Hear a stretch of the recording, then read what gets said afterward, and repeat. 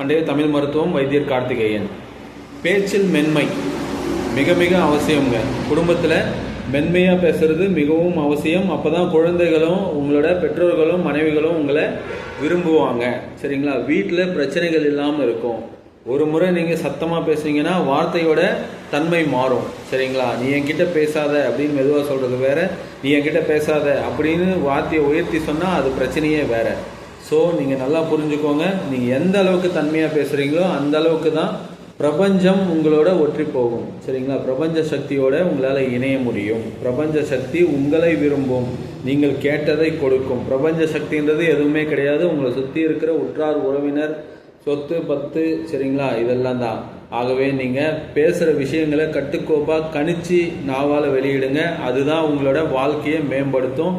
எந்த ஒரு பெரிய மனிதர்களாக இருந்தாலும் அவர்களை நல்லா நோட் பண்ணி பாருங்கள், மென்மையாக பேசுவாங்க. நன்றி.